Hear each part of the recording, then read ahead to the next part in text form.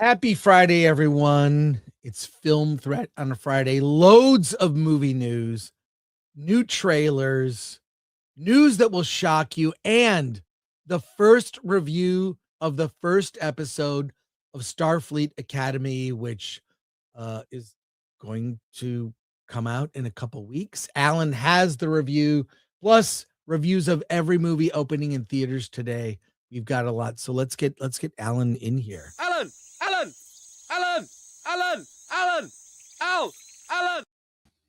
Hey, man. Hey.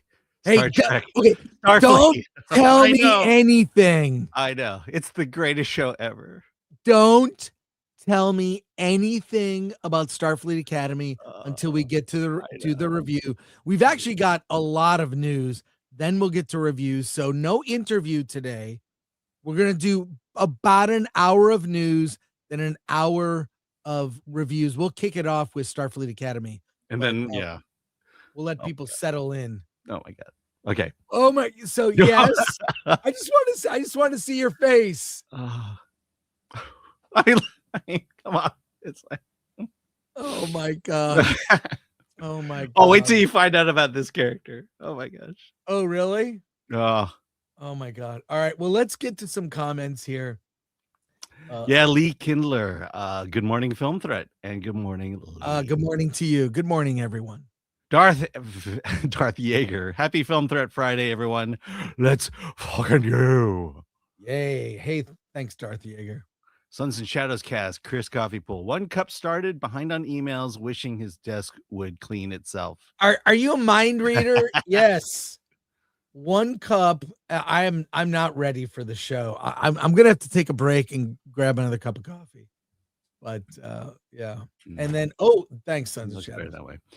John Smith, any predictions on the Golden Globe? I have a feeling that Buckley and Chalamet are winning their categories. Definitely Buckley. I'll be surprised to see if Chalamet can repeat this week. And join us on Sunday, 4 p.m. Pacific time, 7 p.m. Eastern.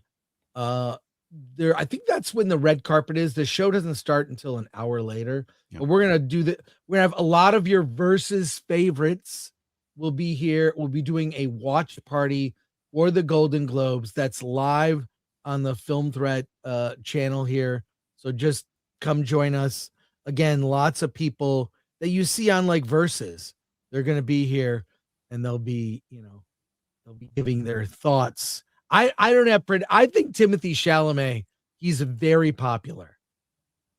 He's very popular. I think he could end up winning, and that will just tee him up for an Oscar win. Yeah, I mean, it'll say a lot if he actually wins the Golden Globe. I mean, I was surprised he won the Critics' Choice. Jessie Buckley is a lock-in. She's going to win it. Yeah, but I'll also say this, that if you've never seen one of our watch parties where we watch an award show, people drink. People get drunk. People say stupid things. We look at memes. We watch the show with, we're all watching the show and then commenting live. So join us for our Golden Globes watch party. By the way, if you go back to our first Oscar watch party, someone gets slapped.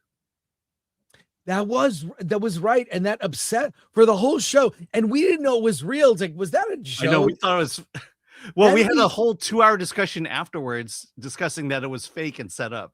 Right. Well, then we had to track down some Twitter account in Australia had the unedited footage. It wasn't censored. But there you go. Hey, let's kick off with some trailer reactions here. Gale, Yellow Brick Road trailer. Now, this is one of those phantom events. Fathom events. They're often phantom events if you don't know about them. This trailer is about a grown Dorothy Gale, and I don't know what this is, but let's take a look at the short trailer here. 90 seconds from Fathom Events for Gale, Yellow Brick Road. They told me Oz was just a story, a fairy tale my grandmother dreamed up after the storm. How do you know Dorothy? I don't. Then why are you here? For nearly 20 years. Since I've known her, she can't have said more than 4 words to me. My mother tried to bury our secret. She called it family madness. Are you ready for today's session? You can't hide from something that knows your name. Now we'll begin. She said she saved me by hiding Oz, abandoning it, leaving it to die so that I might live. I see their faces, the witches, the patched together creature, the man made of tin, the wheeler. Stay away from us! I see the same yellow brick road, the same shadows, voices calling from behind the wind. Now Oz is awake again. And whatever began with my grandmother is coming back to finish with me. Yeah.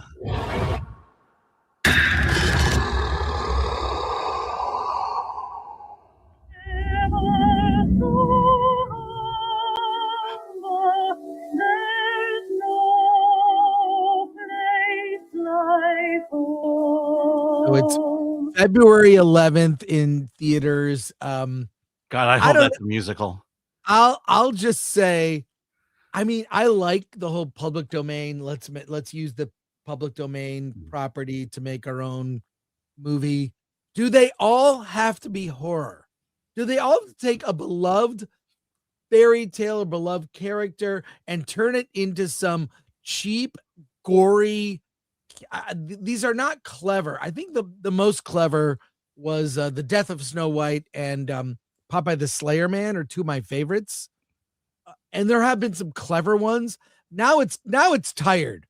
The joke is tired. Alan, what do you think? I can't wait till Batman hits the public domain. Are you gonna make a Batman horror film? I mean, Who's I the guess man? we're close to it already, but yeah, it always feels like when these things go into public domain that it's a race to be first.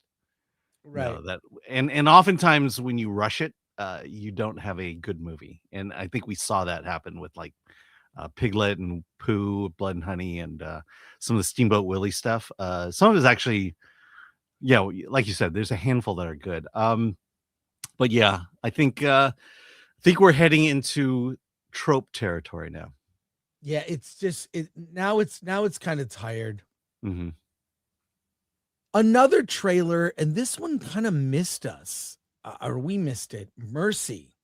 I saw the poster for this, and it looked terrible with Chris Pratt.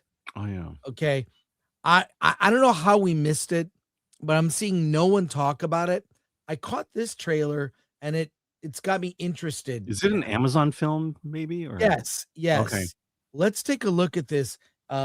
It looks much better than what we originally saw. I got this. We're 1196 on that possible hit and run SUV. Ugh, it killed the Asian. Stay with me, Ray. LAPD, stay where you are. We got a runner. Go.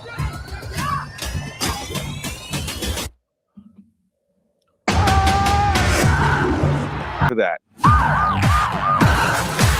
Bring that back. Pause. Play it again. Can you find out who that is? Do you want to uncover the truth, even if the truth is dark?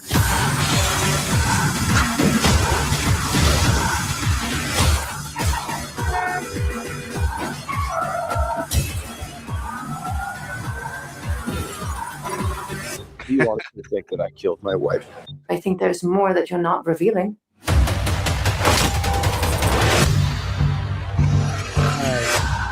This is in 3D in IMAX. I mean, Yeah. I don't know. It looks like Minority Report a little, and it also looks like one of those screen movies. I can't say I'm not interested. I mean, I'll see it. What do you think, Alan? Yeah, it'll either be good or bad. I mean, it'll either be really good or moderately good or really bad. Yeah, I'm not. I don't know, but I like Chris Pratt. Love Rebecca Ferguson. So good cast. I don't Yeah. know. You know what it is? There's that CSI element to it that I think is intriguing to me. Mhm. You know, the ability to kind of go through the evidence and figure out what's happening. To me, that's the most appealing, the only reason really, and Rebecca Ferguson, that I would go see this movie. Well, it looks like one of those screen movies where you like, but a big budget version Mhm. of one of those movies, you know? Yeah. So I don't know. Of course, we'll see it. Hey, are you excited for Starfighter, the upcoming theatrical Star Wars movie? Yes, Well, the one that's connected to the entire Star Wars universe. it's actually not connected. No, But then Tom Cruise, there was a rumor going around that Tom Cruise plays a Jedi in the movie. That is false. Tom Cruise came on the set. I know you have notes for this. yes. And he filmed a lightsaber battle scene. He just grabbed the camera and he actually shot the scene. So this story is, I believe, from IGN. Alan, give it to me.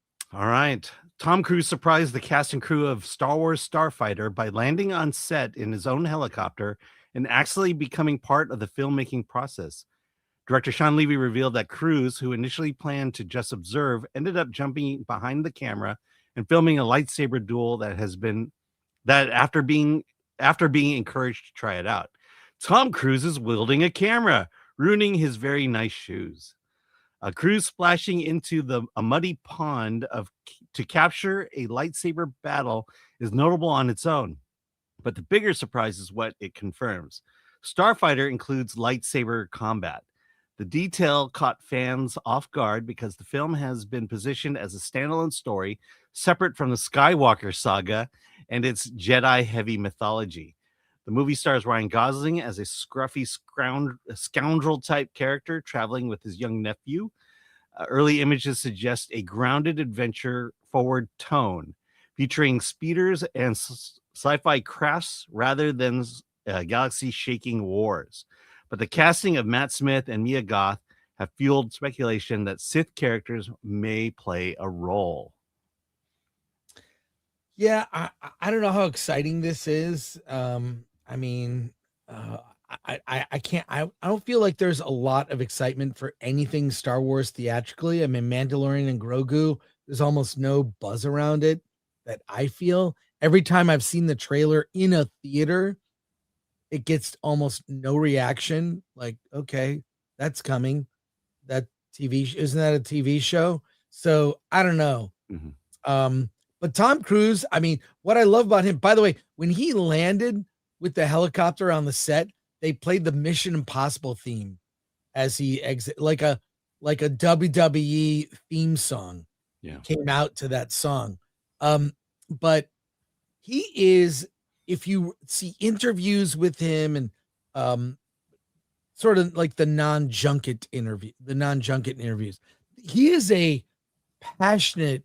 I mean, he understands film. We saw him speak at CinemaCon, as you recall, last year, Alan. Mm-hmm. And all he did was talk about other people, not himself. Yeah. Talks about the writers, producers, people who did this. He is so passionate. He reminds me of like Tarantino. He's like passionate, not just for the filmmaking and the process, but also for the business. So him visiting this, that's cool. I mean, it's not a cameo, but it's cool. So we'll be able to know what scene it is, I guess, when we see the film. I'll make a prediction. Star Wars Starfighter will be the best Disney Star Wars movie. I think that's a healthy prediction. Hey, The other thing about the CinemaCon and Tom Cruise, he read off of note cards, and he was still amazing in his speech. He went off the note cards quite a bit. But he had a large stack of note cards. Yeah, a large stack of note cards, went through every single one. I'm sure that's just to remind him. You know, it's more of a like, well, this is a reminder of what I need to do. Still, who can read note cards better than Tom? Well, Cruise? he can. So, no, I'm not being sarcastic. I think Starfighter will be the best Disney Star Wars movie. And it doesn't feature any sequel characters that we know of yet. Hey, politics and comedy has been a topic we discuss here quite a bit. Conan O'Brien, who is going to host the Oscars for a second year in a row, I thought he did a really good job. I think he was funny. He avoided politics and a couple things here and there, but it was fair game, and he seemed to be having fun. And it was, an improvement. And here he is talking. I'm going to share this here. It's from an interview at the Oxford Union, where he comments in a veiled way. If it's queued up to the clip, I think he kind of talks about Jimmy Kimmel, who of late has been, Kimmel has been pure propaganda, very divisive language. Here's Conan just setting the record straight, and he's not taking a shot directly at Kimmel, but we know. All right, let's watch this. You've, done some political comedy as well, but we live in an age of deep political and social polarization. Yep. And court jesters in history were the only ones who could speak truth to the king. So in the current zeitgeist, do you think it is a moral duty for voices like yours to try to engage more with social and political issues and use comedy as a way to heal the divisions in the country? Well, this is a tricky one because it's very easy for people to say you need to use your art form, whatever it is, to fight the power. And I have very strong political feelings and views. But my comedy is something that I don't have that kind of control over, in a way. There's so much of what I've done in my life that's impulse. There's a great new biography of Mark Twain, and at one point, it's so clear when you read it. At one point, I think the author says there was something glandular about Mark Twain's output and his effort. And I thought, yeah, that's it. There's something unconscious. There's something biological. There's something pushing some of this. So we get into a tricky area. This isn't a clear answer, and I'm not trying to dodge it. I'm trying to tell you exactly what I think, which is that there are some very gifted political comedians. That's what they're very good at. And they're able to shine a light on things and expose a certain kind of truth, and it's great. And I find that if something occurs to me, if there's a way to use my comedy, and we did a lot on the late night show, we would do a lot of political comedy, but we would do it in a cartoony way, and we would make fun of both sides. We used to do a thing where we would animate lips on a picture of Bill Clinton or Bob Dole or any of the political figures on either side, and it was really popular. So we did do it, but it's got to be the right way, because if someone says, I really love your painting, but you should now use your painting to speak truth to power, what if they make a terrible painting? And I don't mean that as a joke. I mean, it's a very tricky thing. It's not, I honestly don't think it's for lack of caring. It's just that it is very easy for, I'm going to use the word artist, which I think is stretching it in my case, but I'll just say it. It's easy for someone to lose their way if they're really trying to make a point with what it is they do. And if it comes to you naturally and you see a way to do it, fantastic. But if you're going to bend all of your powers and your imagination to trying to do something and it's not in your wheelhouse, it might go very badly, and you may lose your efficacy. It may not be a good way to get your point across. Here's actually, I think he delves into it more in this clip, which I thought the clip that we were going to show. That was pretty good. No, this is better right here. Okay. Some comics go the route of I'm going to just say F Trump all the time, or that's their comedy. And I think, well, now a little bit you're being co-opted because you're so angry. You've been lulled. It's like a siren leading you into the rocks. You've been lulled into just saying F Trump, F Trump, F Trump, screw this guy. You know, and I think you've now put down your best weapon, which is being funny, and you've exchanged it for anger. And that person or any person like that would say, well, things are too serious now. I don't need to be funny. And I think, well, if you're a comedian, you always need to be funny. You just have to find a way. And you just have to find a way to channel that anger into a way that is, because good art will always be a great weapon, will always be a perfect weapon against power. But if you're just screaming and you're just angry, you've lost your best tool in the toolbox. Yeah, to me, that was the more concise clip addressing but even the question. But what you played before was, you know, was a great setup to that. I mean, that was the problem I had with the reason I left late night comedy, which is something I had followed for decades. Wait a second, Alan, you left late night comedy? Well, left watching late night comedy. You stopped watching late night comedy. The reason I left, stopped watching late night comedy was because every joke was fuck Trump, fuck Trump, fuck Trump. And it was like, this is not funny. It's clear that these people hate him and have no nuanced way of saying it, no humorous way of saying it. And it was just, and you knew, and that just bled into the show. And Conan is 100% right.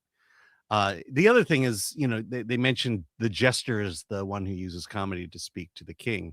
I'm trying to remember who Biden's jesters were. Zero. No one made fun of Biden, and there was so much to make fun of. Yeah. And Saturday Night Live, to their credit, I think they fell into the trap, especially when they had Alec Baldwin as Trump. They just fell into the trap and it just became unfunny at that point. And I think we watch it now. It's much more nuanced. The guy they have doing Trump right now is hilarious. And yeah, they lean to the left, obviously, but at least it's funny. At least they're finding things. And once in a while, maybe they'll poke fun at Democrats. You know, you'll never see them do a Tim Walz or Gavin Newsom sketch. I mean, that. There's so much happening now politically that's ripe for comedy. I mean, I can imagine SNL or someone doing a sketch about a Somali daycare that is scamming money that then has to open a real daycare, and the comedy that would ensue of a bunch of Somalis that are rich from scamming money now have to pretend to have a daycare. So they have all these kids, and it's actually kind of heartfelt because you fall in love with the kids and they learn a lesson about maybe we shouldn't defraud the government and steal all this money. Maybe we can form a relationship with children. Hilarity ensues. Yeah. I mean, they won't do there's just so much you can do. So I don't know. Yeah, they won't. But I love Conan for saying this. Let's go to comments, and I have what I think is our story of the day. All right, Tyler Disney official for 5. Chris Gore needs to host the Golden Globes. Well, I am hosting, Tyler, the Golden Globes watch party on Sunday. So watch the Golden Globes and have Alan and I on your iPad, and we'll have fun with you. Yeah, you can watch the Golden Globes on this TV right here. Yeah. Matthew Hammond for 2. Mercy would make a better case of the week series. Yeah, but also it looks very expensive. I know. So there you go. More comments on our news stories here. Agent 57,000 DM, is this in the Poonaverse? No. Peach Dad, anything with Chris Pratt in it I hope does well. Me too. Yeah. Tony Elias, Tom Cruise, the legend. Doesn't matter though. Disney Star Wars is trash. Doesn't matter if you had the best actors or best team involved ever. Not going to see more Disney Star Wars trash. Yeah, I'm with you. Bill S. Preston Esquire. Tom Cruise may be a Xeno nut, But he loves film more than half of Hollywood put together. 100%. Agree. Brock Samsonite, this feels like Minority Report with extra steps. Yep. No. Beach Dad, late night died when Conan left. He was the last good one. He was. Never should have gotten into that Tonight Show deal.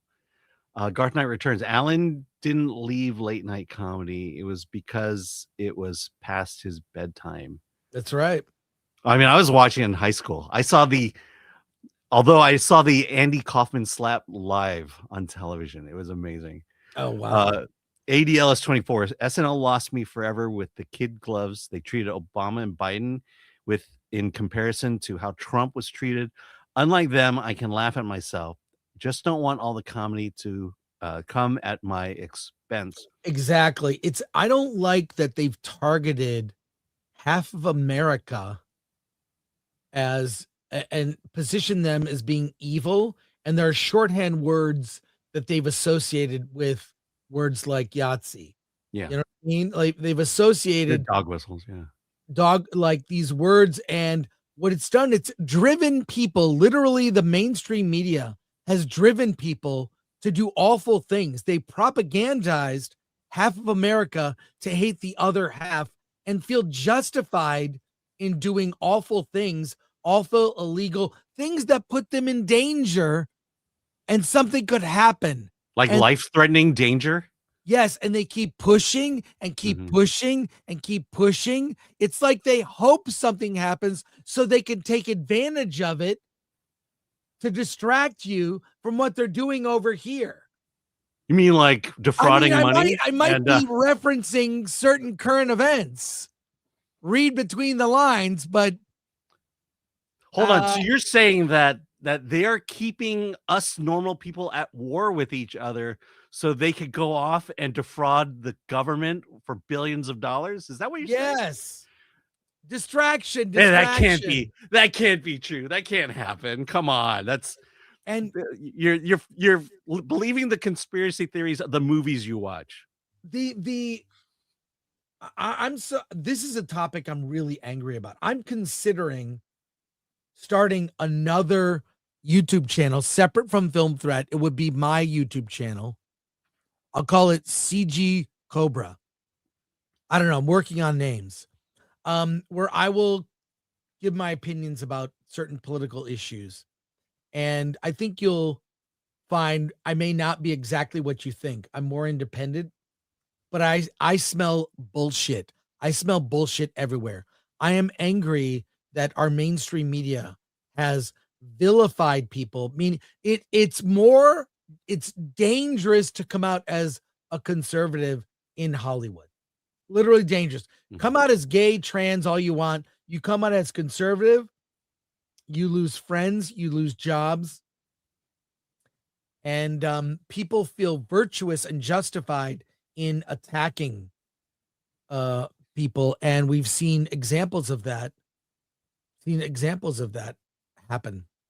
Yeah. You've heard of Friends of Abraham, right? No, what's that? It was done about, I think it was 20 years ago, something like that. But it was basically Gary Sinise and John Voight bringing all the Hollywood conservatives together for dinner. And it was actually, if you watch the interview with Patricia Keaton on the Dave Rubin show, it was the first real meeting was at her house. And they talked about it disbanded because, it got too popular. And but they thought about bringing it back, but it was the Israel thing that keeps them from coming back, because that is the divisive issue, at least among conservatives right now. I'm just saying I'm considering starting a channel because certain things I think need to be addressed with sober eyes. And also, if Gavin Newsom runs for president, I want to make sure he doesn't win. You don't want him to make America like California? No, I have seen firsthand with my own eyes what's happened to California. And it's infuriating that he's destroyed. He keeps touting things like $20 minimum wage and all these things, like which he got. And what that's cost, it's cost workers their jobs. and people can't afford fast food anymore. Yeah. You and I And my talked about daughter that. can't get a job because no one wants to hire teens for $20. Yeah, exactly. It's when I look at the things he's done that have directly affected my family, my life, worst governor, it's criminal negligence. Mhm. He does not represent these constituents. Yeah. What you and I should do is get on that train from LA to Sacramento and protest.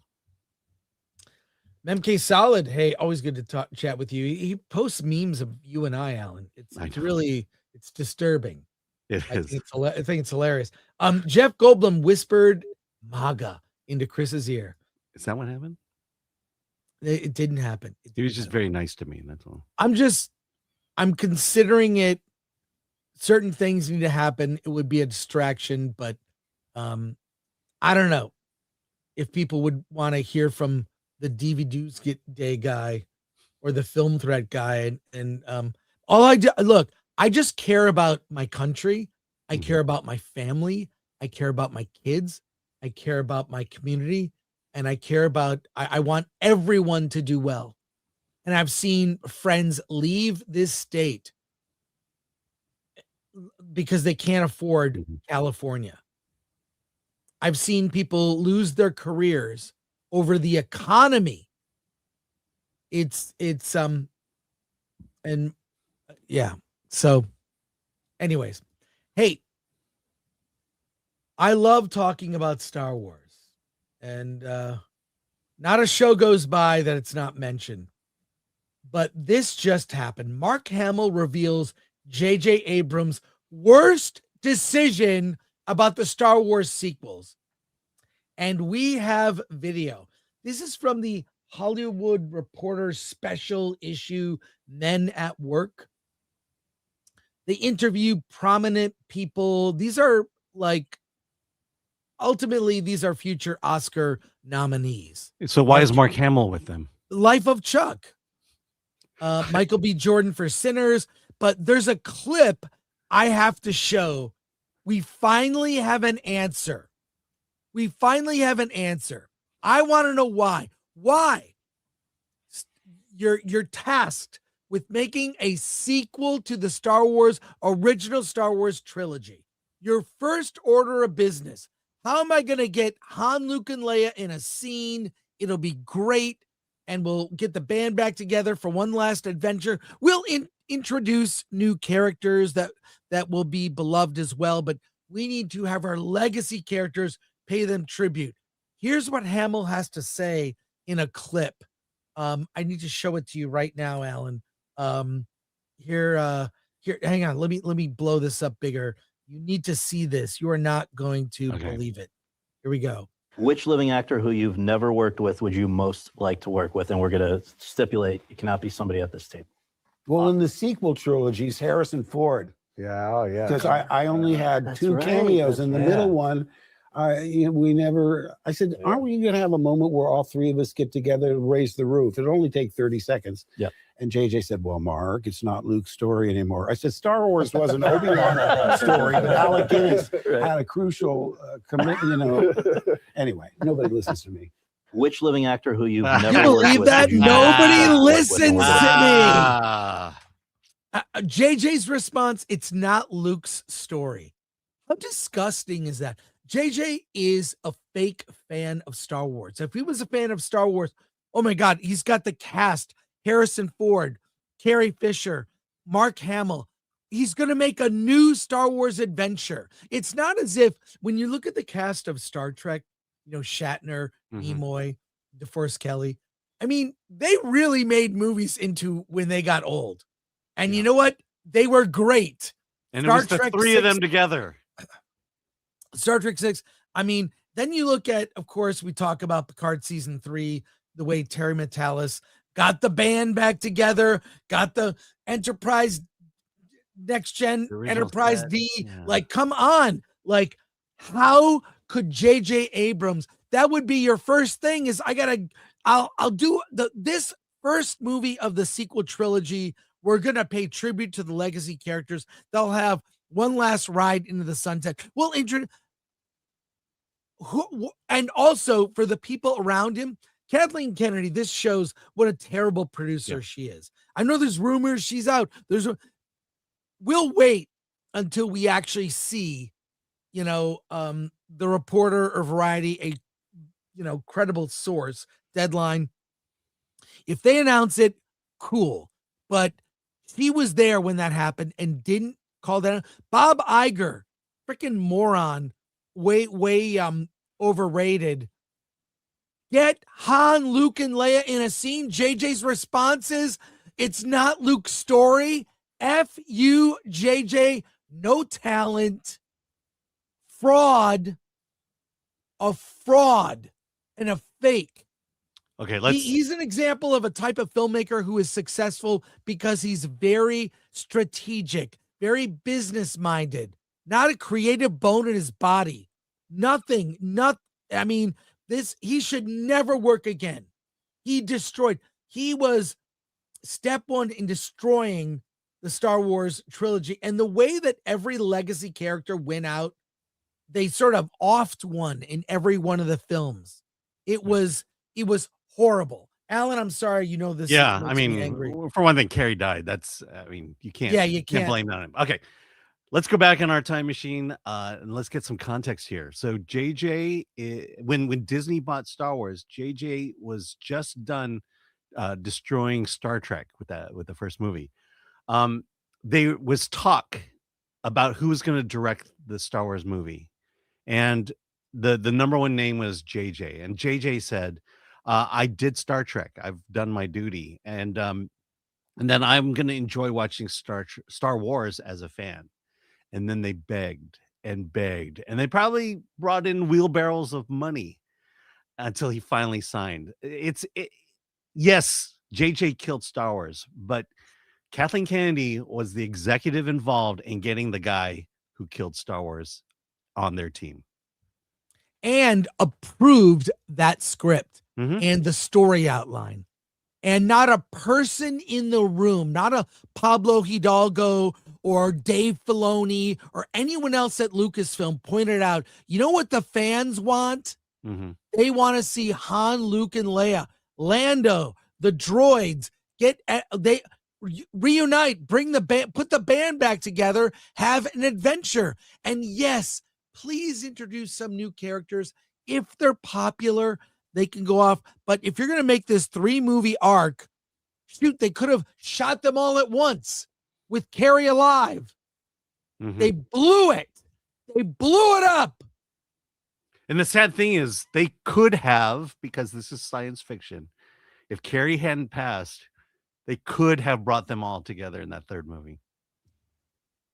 I don't know how, but there's something to say that we made a mistake. We didn't deliver what the fans want. Let's do it in that third movie. Well, I don't know. I'm just to hear Mark. He's more and more kind of speaking out, and the way he ended that clip was saying nobody listens to me. Well, it shows that could have said, I'm not going to do Star this. Wars. I refuse to do your sequel movie unless Han, Luke, and Leia reunite. What are you gonna make?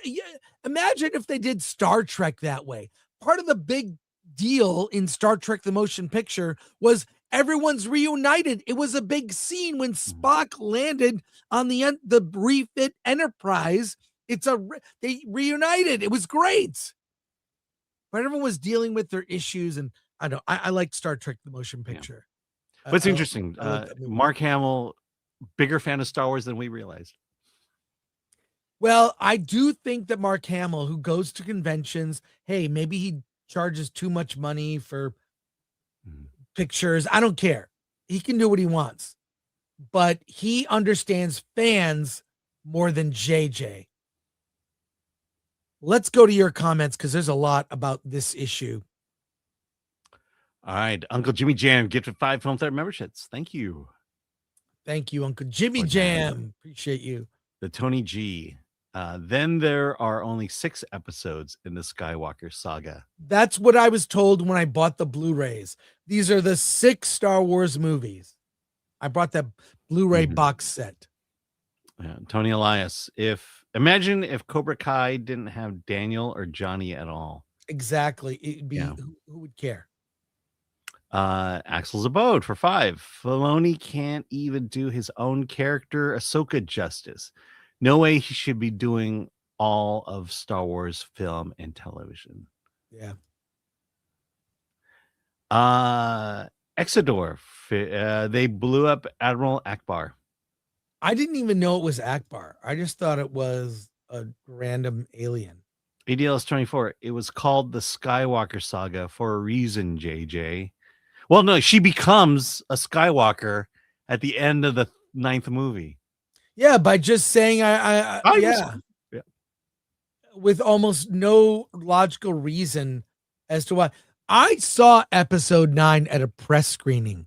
All press people. They showed it like 2 days before it opened, and everyone laughed. They laughed when there was the Kylo Ren Rey kiss for no reason, not earned. And people were actively, you heard like a murmur, I'm Rey Skywalker. Wait, what? For what reason? Yeah. So stupid.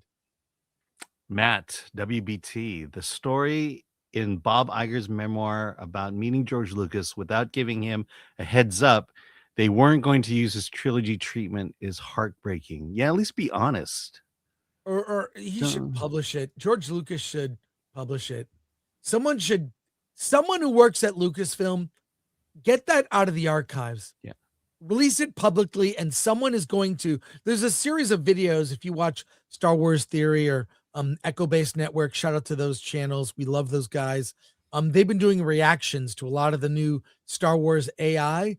There are some amazing ones. There's one where Darth Vader gets to Cloud City and makes a deal with Lando. It's very good. Yeah. They're getting really good at this. I mean, they should take these fan films and just steal them and put them in their TV shows. Yeah, they're probably gonna do that. Or maybe they have already. Hey, a couple more news items. We're gonna go rapid fire on these news items because they might not make good clips. I don't know. The Housemaid sequel is in the works. Did you like The Housemaid, Alan? I did. I was mixed. I knew exactly what it was, and I think it did a good job being. I was mixed on it, but I like Sydney Sweeney. I thought the ending was kind of dumb, but there's a sequel in the works. Tell me about it. Lionsgate has officially greenlit a sequel to The Housemaid after the psychological thriller became a surprise box office hit. The film has earned $133 million worldwide in just over 2 weeks against the $35 million budget, proving strong audiences demand more for the Millie story. That's not necessarily true, but titled The Housemaid's Secret, the sequel is based on the second novel by Frida McFadden, best-selling trilogy, and has already been in development for months. Paul Feig will return to direct. Sydney Sweeney reprises her role as Millie, alongside Michelle Monroe as Enzo. Production is planned for later this year. And executives cite both the global box office performance and enthusiastic social media response as key reasons for moving forward. Well, I mean, they kind of set up a premise that at the very end of the movie, we're not going to talk the spoiler for the end, but it sets up a premise of, they're setting up a sequel, which will just be a retread of the first one. But this movie did not cost a lot to make. I mean, it mostly takes place in one location, that big mansion. And I can see them doing a sequel. Why? Because, the first movie made this much money. Second movie will do this as long as we just give the people what they want. Look, here's the important I don't principle. know what you think, but yeah. There are movies made for men and there are movies made for women.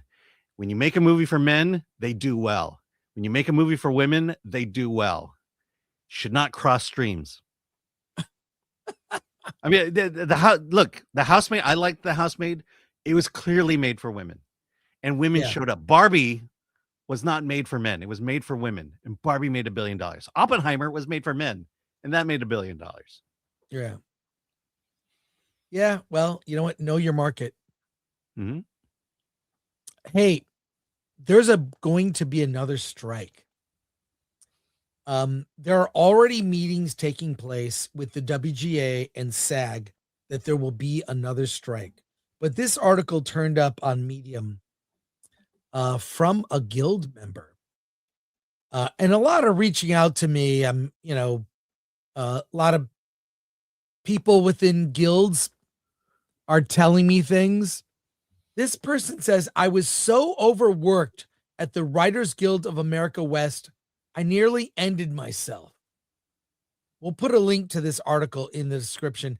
Alan, you have notes for this story. Image of Santa Monica Beach on the night of my contemplation of ending myself. Wow. This person took a photo. It's kind of a dark photo here, but get into the story, Alan. Okay. Tell me. So, summary, this is in the voice of the writer.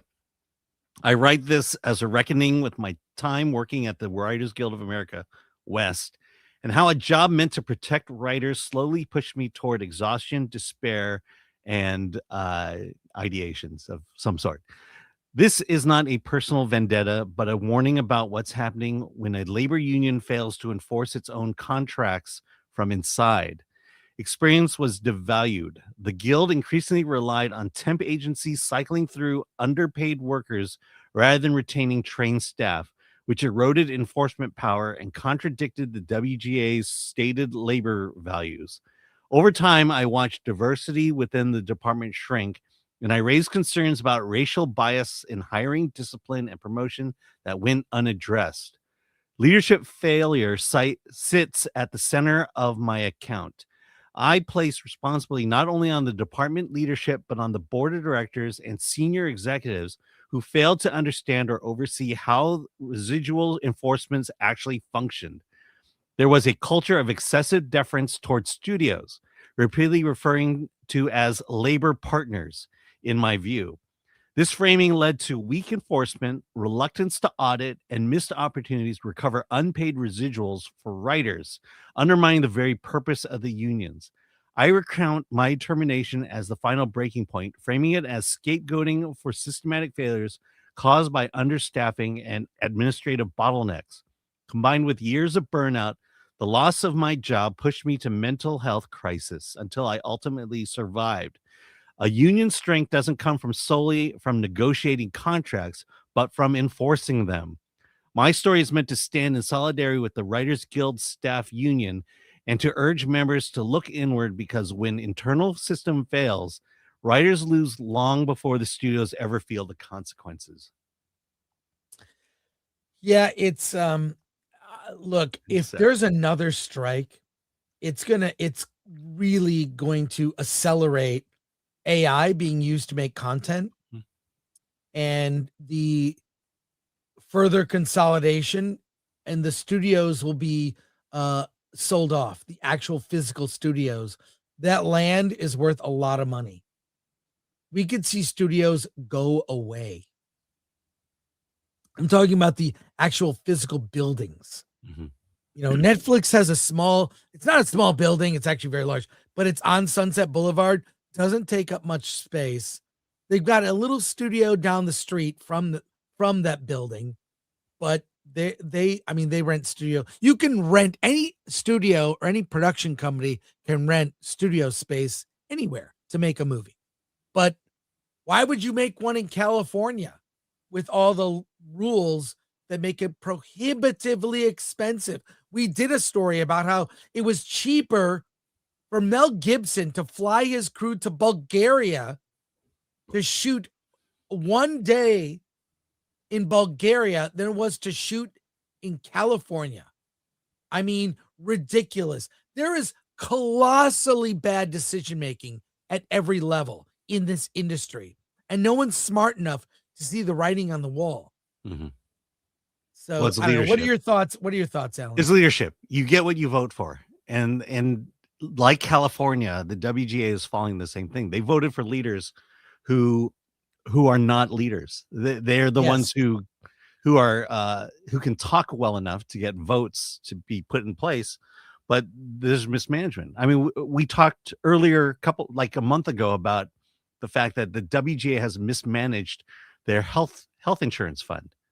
And so they're going to have to go on strike to get the studios to cover the expenses that they lost. And the same thing is happening here. These people that the writers voted for, they can't enforce the contract they negotiated for in the last one. And so now they're going to go on strike, forcing the studios to correct their mistakes. Yeah. I mean, do you see the problem with that? Yeah. You have feckless leaders, you have incompetent leaders, and now we're going to shut down Hollywood once again to make the studios pay for their mistakes. Yeah, it's God, it's just infuriating because I have friends that used to, they're in the WGA and they're furious at what's happened in the industry, how the industry has become polarized politically, how they're making bad decisions that affect members. It's affected work. You've got people, we did stories on this in the past, people who've sold TV scripts, movie scripts, doing DoorDash. Because look, it sounds great. I wrote an episode of a TV show. I got paid $30,000 and then didn't do any other work the rest of the year. You're doing $30,000 living in LA. You make $30,000 in a year. You would make more money being a manager at a McDonald's than writing a script and selling one TV script. It's shocking. Look, fast food workers get $25 an hour, which means you could work at the fast food restaurant. $20 an hour. No, 25. Oh no, sorry. Health workers get $25. Healthcare workers now get 25. Yeah. Fast food is 20. Yeah, and then minimum wage is $15. I have never in my life earned more than $15 an hour working at a job, and I'm talking white collar jobs here. Right. I don't even know if I should tell you even what I made. One of my first jobs when I had when I was doing work for minimum wage, I got paid $3.35. Yep, that was me too. Oh, yeah, really? That's how I worked. Yeah, I worked $3.35 after school at the school cafeteria for 2 hours a day, and that's how I paid for my comic books. Let me put this in perspective to dispel myths about the entertainment industry. Let me throw this up here. It's from Mr. Common Sense. This is Sung Kang, who is in the Fast and the Furious movies. Remember him? He says, when I was filming Fast and Furious Tokyo Drift, I was still making a living as a waiter. Yes, literally. The movie was in theaters. People were lining up to see it. My face was on posters, but I still depended on tips to pay my rent. I was paid $20,000 for that role. More money than I'd ever seen. But even that wasn't enough for me to quit my restaurant job. People would see me on the screen and think, this guy made it. What they didn't know was that after every interview or premiere, I put on an apron and went back to serving burgers and beer. Hollywood gives you fame, but it doesn't always feed you. Being in a multi-billion-dollar franchise doesn't mean security. I kept grinding, split between the spotlight of cinema and the smell of fast food. But even if the world didn't know it, every scene I shot confirmed one thing. This was where I belonged. I wasn't acting for money or glory, but because it was the only thing that made me feel truly alive. In the end, it was worth it because when no one else believed in me, I believed in myself. That's Sung Kang, who I assume you guys are friends. Yes. Yeah. How do you know that's not me? Yeah, well, it could be. It could be. Yeah. But what do you think about that? I'm gonna post it this weekend. But it's the Q&A after Good Luck, Have Fun, Don't Die with Gore Verbinski. Right. And he says a lot indirectly about I think the joy and freedom he had making an independent film, not being beholden to the studio. And I think he might have caught the bug of maybe I need to make low budget independent films from now on. Well, look at someone like Damien Leone with the Terrifier series. I mean, he made Terrifier, and I'm sure he's doing very well. It just when I see stories like that about Sung Kang, it just reinforces to me that going corporate, being in a big movie, it's not life-changing. They're not paying life-changing money to actors. Unless you're A-list, if you're Brad Pitt, Tom Cruise, good for you. Everyone else, he got paid 20 grand for Tokyo Drift, a movie, by the way, that my son and I saw at the drive-in. Tokyo Drift, I love it. It's kind of outside of the Fast and the Furious universe. I think it's love that considered the movie. best one. It Or is one the of the best best one ones. to me because Yeah. there's just more to the story. I'm not the family. I don't like I don't love that, but Yeah. But yeah, I'll tell you, a strike by SAG and the WGA, I mean, I have to believe it's going to kill the studio system. it'll kill the studios. One last story before we get to reviews, Alan, and apologies, folks. We just have a lot of news. These are great topics. Come on, folks. These are great topics. And we'll go to your comments. Then I'll reviews for the rest of the show. No interview today. I'm excited to tell you. Well, unfortunately, MTV is dead. We reported on it. Alan, we've talked about MTV. We shared our memories of MTV and its untimely demise, how it affected youth culture back in the day. I mean, I'll just share a graphic here that kind of spells it all out. Here it is. RIP MTV. It's gone. It's gone. But an ambitious fan created an archive. This is kind of crazy. This archive is nuts. Have you seen this? Well, let me share an article about it here first. There's this article from, what is it? Yeah. MTV Rewind fan site launches with 27,000 classic videos and vintage commercials. Now, I would rather see all the shows, including archives from Yo MTV Raps and Headbangers Ball. Amazing. Here's the site itself. It's called wantmyMTV.vercel.app/player. I don't know what this is. We'll put the link in the description, but it's an archive here, and you could just, I guess you can tip them, but you can 7, 6, 5, 4. We've gone for main engine start. We have main engine start. You're getting it for music on this one. I don't. We're gonna okay. Yeah. But I mean, I get that. All right, I'm gonna. You can just.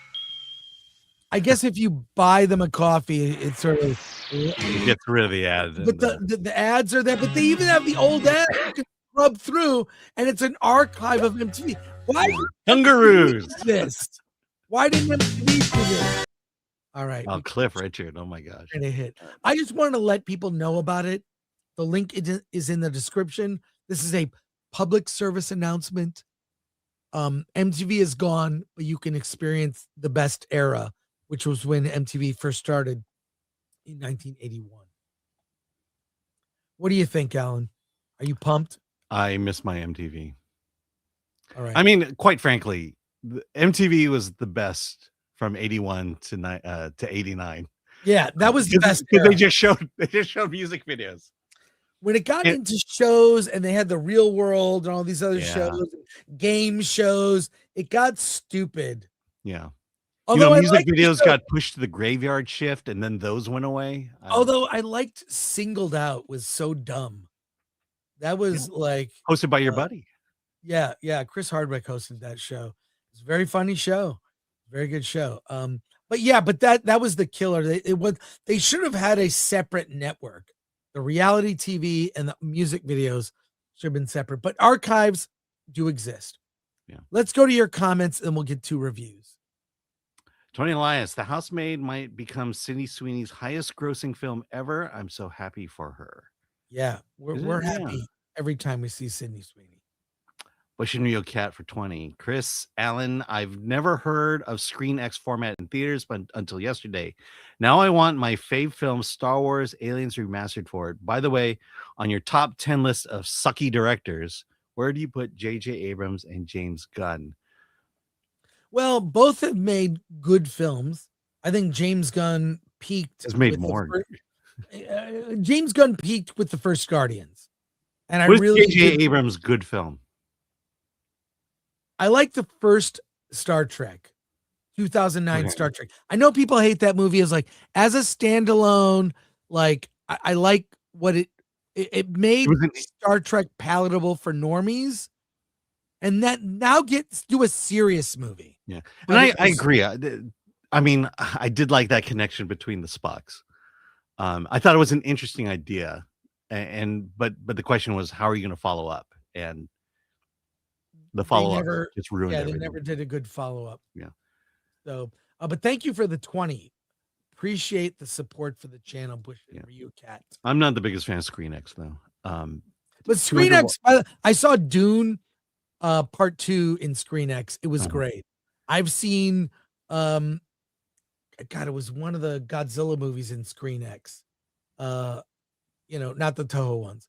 But I do like it. It's fun. It's fun. Well, I mean, to me, Cosm is way better than ScreenX, and I've been invited to see Matrix there, and I'm trying to set up a date to do that. Yeah. 200 Watt Studio for 5. Chris, I worked for Valley Scene magazine when I reviewed Tokyo Drift. Was the press screening at the Grove? Were you there at that film screening? I wasn't. I paid to see it in a theater. I really don't look, I'm not a big fan of going to press screenings. I like to pay money and go to see a movie with a real audience that paid, which I saw 2 last night. I did not go to the press screening. I took my son to the drive-in. We were in a car watching a movie about racing cars. It was great. But thank you, Valley Scene magazine. I remember that. Yeah, I like not driving to LA. El Machinas. Film Threat staff is overworked, shut down for a few months. Only people who can afford not to work, union leaders and daycare centers. Oh, don't forget medical clinics. Yeah. Health clinics. And we're gonna have to reduce comments today because we have so much. But we don't let's have to go read them through all. these. Darth Yeager, union had one job and they couldn't even be bothered to do it. Yeah, Precisely. enforce your contracts that you went on strike for. Someone who's not you. Hollywood collapsed into its own cautionary tale. Yep. True. The Tankella. Chris, at this moment, they are building huge studios in Monmouth County, New Jersey. Good for New Jersey. We'll see if AI comes. I mean, Tyler Perry stopped building his studio after he got a demo of some AI. We stopped expanding it. He still has a studio. Bill S. Preston Esquire. I don't know about unions in Europe, but unions in the U.S. are parasites who care nothing about the quality they produce or the customers they serve.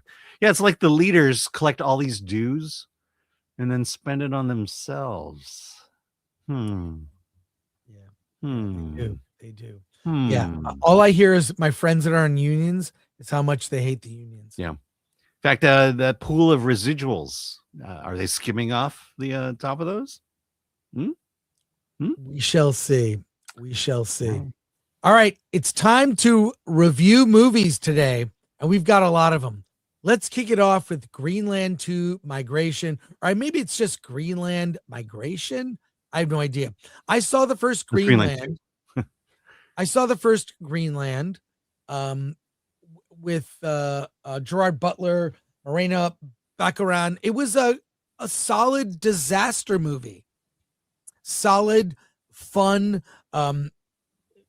He gets on a random list that can be entered into a shelter. A comet is going to devastate and destroy the Earth, killing all life on the surface. It's a race to get to the shelter. And it was a solid, it was solid action, disaster. Remind me of the movie 2012 in a way, but Gerard Butler from 300, I've always loved him. Very solid. And Morena Baccarin, I don't know, I'm pronouncing her name wrong. Who knows? That's close. She's fun to watch. And they're they're parents. They have a young son who's diabetic. He needs insulin. And they have to race and they've got all these family problems. It's a survival adventure. Greenland 2 picks up 5 years later. Not all of Earth is devastated. We learn that 75% of all life has been ended, obliterated. Their place is unlivable. There is war breaking out over resources, scavengers everywhere, and the shelter that they're in, they're trying to deal with problems. Should we bring in more refugees or not? How are we going to deal with rations and food? And suddenly the shelter collapses and is destroyed. And they're on a race to get to anywhere that might be livable. And they learn that the crater that was created by the comet that crashed into France and Europe. Asteroid Clark. Asteroid Clark. It may have created a paradise, a livable, place. So it's a race to get there with hope. And this movie, I don't know, that's a quick plot description there. I have issues with this film. First of all, it's the look. Everything is so dark. It's like, did you have lights to shoot the film? Not just dark in terms of gray and blotchy and black. Everyone is in shadow with maybe one source light. I guess that's a choice. It made the whole thing depressing. Not every scene has to be shot in nearly complete darkness. The family struggles, I mean, they're sort of simple survival. Hey, we've got to get across this chasm with a rope bridge. We've got to cross through this dangerous area of scavengers. We've got to, it just was there's almost nothing hopeful about it. Depressing. I mean, look, we've seen post-apocalyptic movies in the past before that I think were more ambitious, more creative. A culture would have evolved over 5 years on the surface. And how would that culture what would it have turned into? In Mad Max, everyone wore leather like they're going to some fetish club. It was interesting to see Mad Max that leather would turn out to be like a reliable clothing option in the wasteland because, well, you don't have to clean it. It's a different way of taking care of it. Cloth clothes tend to fade and rip and whatever. I just thought this movie was depressing, completely humorless. I mean, wouldn't expect humor in this, but something to break it up. And I don't know. I just found it just lacked a sense of whenever they like achieve some like, hey, we got to cross the chasm or we accomplished this. There's no sense of, yes, they survived. It was just like, they're just going somewhere more depressing. I'm not a fan, even though I like the first one. Alan, what did you think? My favorite scene was they stopped to take a piss, and then all the comments started attacking them. Yeah. I call this movie Red Shirt the movie. Yeah. Oh yeah. Because it starts with 3 characters and ends with 3 characters. Now, let me ask you, who do you think those 3 characters are? And why are they on the poster right now? No idea. But no, it was. They would just. If you're random in this movie, everyone, hey, team up with these guys, you'll die. Hey, there's this chasm we have to cross. Go with them, and they all die. I mean, and then it's just like, oh well, it's slowing down now. Let's bring in a storm, or like I said, we're gonna take a piss. Oh no, there's comets. Quick, hide. I mean, look, this is what it is. It's a disaster action film. There's not supposed to be a whole lot of thought behind it. There's all it really is about building sympathy for characters and holding on to those sympathies and watching them die. There's some interesting characters that help them out along the way, and of course, they die. Sorry to spoil it, but that's pretty much what this whole movie is. There's a moment where it's like they're getting close to the crater, and they have to meet somebody who's going to help them get to the crater. But oh no, there's a war going on. look, if you can get through the battle here, we can take you to him. And so it starts calm. They enter the war, they get through the war, and then it's calm again. As if that war scene was just meant to be there as a plot device. And that's what basically this is. It's just one plot device after the other. Like I said, and when things get boring, let's just throw in some more comments. Yeah, it's ultimately really depressing, not clever. I'm not a fan, and the way it was shot really, really bugged me. The way it was shot, it was so dark. I know, but I think you're right. It was a choice. It was a choice, but a terrible one. Well, I mean, they had to show that there's not a lot of light. Also, that there's this asteroid haze that is blocking the sun, and so that's the tone. They tried to be accurate, and sometimes you want to go for some visual enhancements to make the movie a little bit more less depressing all the way through. Let's go to comments. Some quick ones here. All right. Eugene Johnson saw it yesterday. The conveniences got to my nerves in Greenland too. Sorry. Solid performances by the family. Stories a letdown. 7 out of 10. Yeah, it's they were fine. The actors are fine. Yeah, there was a point when the comments Thank you, came Eugene. and yeah, there's a point where the comments came and Gerard Butler's character says, "You got to be kidding me," and that's kind of like I think what the entire audience. The whole audience felt. You got to be kidding me. Robert Thomas Watson, Greenland 2, USA 3. Perfect. MK solid. Every Gerard Butler movie looks the same. No, Yeah, not it's Phantom of the always- Opera. Well, yeah, you're right. I agree, MK. The Tankella. At this point, it should be Sad Max.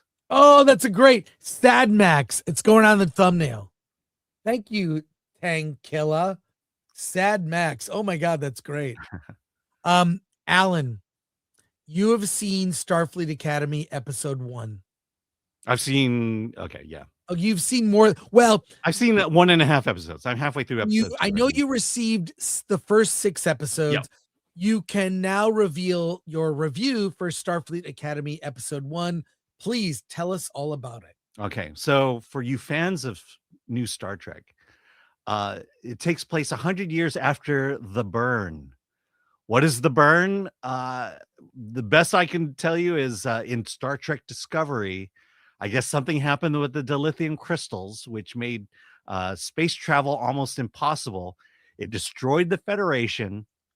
It split up the Federation to the point that Earth left the Federation and then came back at the end. You saw clips of that during our Star Trek funeral. So this is 150 years after that. The Federation is finally back in a position where it can reform itself. And one of the symbolic moves that says the Federation is back is that they are reopening Starfleet Academy for the first time in 150 years. But they need someone to lead that. And the leader is Captain Aki, played by Holly Hunter. Now, the thing about Captain Aki is that she was the adjudicator of a space pirate. So a space pirate was captured, played by Paul Giamatti. A woman who was associated with him had a son. The woman played by Tatiana Maslany. Son is Caleb Meir. So they capture them. Holly Hunter's character sends Paul Giamatti's character to hard labor, sends the mother to a detention camp for rehabilitation, thus separating a mother and her son. And because the son escaped, Holly Hunter's character felt so bad that she resigned from Starfleet. Oh, wow. Yeah. And now she's being asked to run Starfleet Academy, but only under one condition: if she finds the little boy and brings him along with her so that they can together find his mother, which is the running through line of season 1. Finding the kid's mother. Because, battles with Borgs, boring, passe.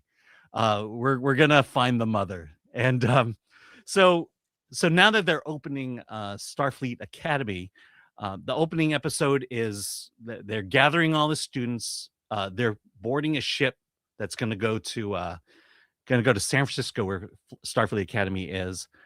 And so all the students are there. It's student orientation, all this fun stuff. And they board the Majestic. Guess what the name of the ship is? What? It's the Athena. Oh my God. Yeah. Okay. So I feel a lot of feminine energy in this show. Okay. Am I So wrong? yeah. Okay. So wait till we get to the cast. So they board. So Aki finds Caleb. Caleb is this kind of hacker, really hates the Federation, is just trying to find his mother. They all board. While on the ship, he gets to the communicator illegally because he's just a student. And he sends a message to his mother, and that message gets to the newly escaped Nas Braka, Paul Giamatti's character, and they attack the ship and almost destroy it. And that's kind of the episode, is how are they going to get out of this situation? So basically, this kid told Nas Braka inadvertently where the ship was, and now it's being attacked, and everyone could die. But somehow they get out of it. That's the quality of story we got here. Let's go over some of these characters here. We've seen the Klingon. The Klingon is a little bit different from the other Klingons. While most Klingons are about honor, he has been influenced by his mother, and that he has a lesser hard edge than most Klingons. He appreciates the beauty of nature. Would you say for the Klingon character, what's his name? It's Jin. No, sorry. Jaden Craig. So Jaden, would you Jaden. say that he grew up in a fatherless home? I don't think they say that, but he was more influenced by his mother. It sounds like it's implied that. Yeah. Why Okay. would they do that to the black Klingon? I know. I'm just saying, funny that more influenced by the mother, but go on. Okay. Tell me So about the other characters. Yeah, so down in the kind of middle left is Caleb. So apparently transporters are like doorways now, where you can transport by walking through a doorway. And not only that, there's one scene where he's like, he doesn't want to be in uniform. He's got long hair, and they fire him through one of the teleporter doorways, and he's in full uniform, and his haircut is nice, just like that. Wait, one. so the transporters, they're just like doorways you walk through? Mhm. Oh my God. The girl next to him, the second episode is basically them trying to get Beta Z back into the Federation, and she's a Betazoid. There's a girl there to his right who is kind of this she's an alien who wants to kind of understand Caleb's street rat kind of ways. Then there's the preppy kid on the right there, and then you see the black girl with kind of the buns in her hair. She is a hologram. She is the first hologram student of the Federation. Wait, what? So she's like an AI? She's like the Doctor. She's a hologram. Great. That's great. Yeah. Okay. And then look, if you go see, here's the Jemadar character. You're kind of close. Not exactly Jemadar. She is the product of a relationship between a Klingon and a Jemadar, and she is the number one. And she is the more military-like character in this entire show. And then you have the Holly Hunter character. Let's describe a couple things about the Holly Hunter character. She is very much a humanist. She actually lived at the time of the burn. She's well over 200 years old. And she's here, and she realizes the mistake she's made. She's very touchy-feely, very nice. She tells on the second day, she tells the students, be on time, listen to others. That's how you'll survive here at Starfleet, as opposed to actually installing discipline. And then, when she sits in the captain's chair, most mostly all of the captains, they sit there like they're captains, but she curls up in the captain's chair like a cat. That's her thing. And she walks around barefoot because that's what they do. Look, the other thing is that the mission, escaping Nas Braca. Of course, the students are pivotal and instrumental in doing this, and it seems like their biggest obstacle is overriding security bypasses from security protocols of their teachers. That's how they have to solve problems is by bypassing their teachers' security protocols. And then this is the bottom line about Starfleet Academy. You might as well call this James Gunn Starfleet Academy, because this show is nothing but comedy. It's light. It's joke after joke after joke. Number one, the Jem'Hadar Klingon warrior is a joke. There's a scene in the second episode where there's a meeting between number one, the captain, and the doctor, played by Robert Picardo, and every time the doctor gets close to, he's complaining, the doctor's complaining. Every time he gets close to Captain Aki, she has to move away from him to the point where she's going down this bench every time he gets closer till she's right up against number one. And at that point, the two of them then move over every time they get close. That's the tone of Starfleet Academy. So does it live up to the poster? Yes, it does. I mean, this poster is 100% accurate to the relationship that these, except the kid on the far right, he's kind of the Draco Malfoy of the group. This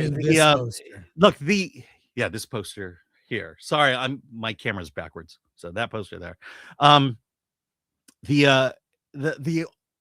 show is, the show is for teens. 100% it's about teens. And like I said, the original series, is much more of a military series, and I think that's what appealed to adults. The stakes were global as opposed to the stakes being, can he find his mother? Right. Alien races in the originals, in both the original series and the Next Generation, were meant to take aspects of humanity and kind of amplify it. For example, the idea of the Klingons was about honor, and it was about being in the military, being warriors. You don't soften them because you have to, or because you're fixing them. You soften them to make point. You keep them as warriors to make a point about humanity. But here we're basically, cutting the knees out of the Klingon race, and out of every race for that matter. The Betazoids now are more activists, as opposed to being empathetic. In fact, hey, guess what? The leader of Beta Z is deaf and speaks through sign language. Good for them.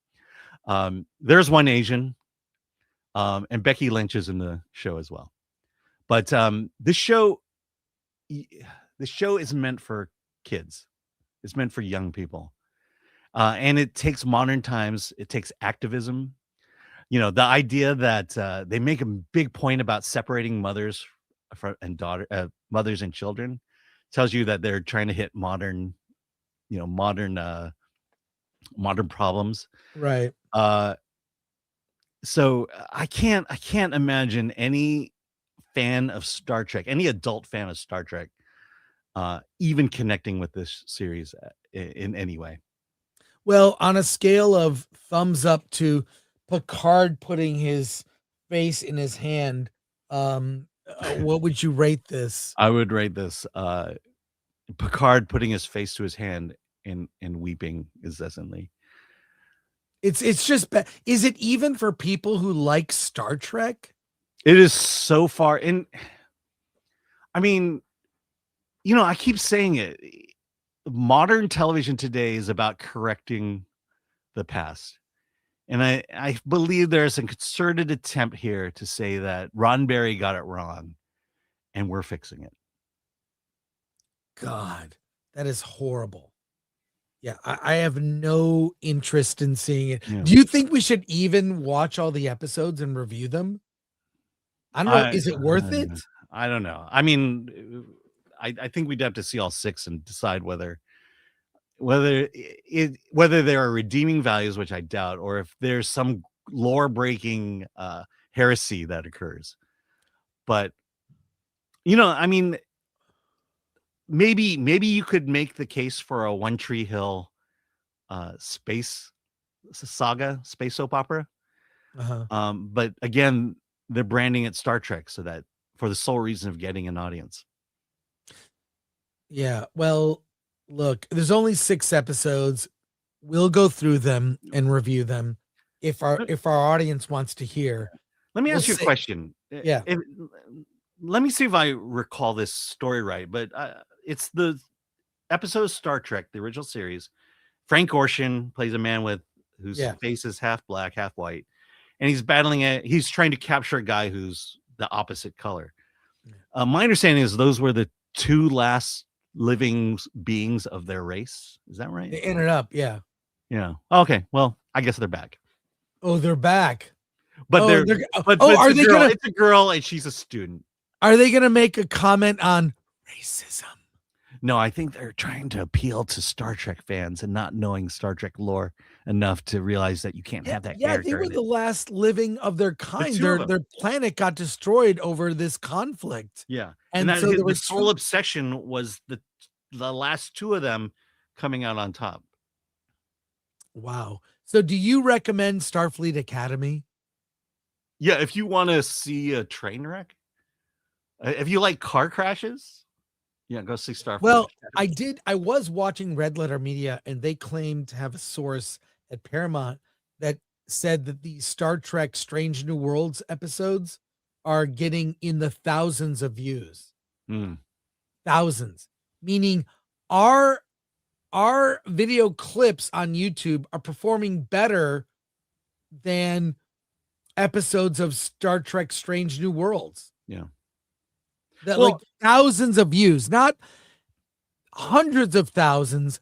That's what the reaction has been. So yeah. Well, I mean, look, the audience is clearly Gen Z for this show. And the question is Gen Z an audience that you can reach at a large enough number that'll pay for this show? Yeah.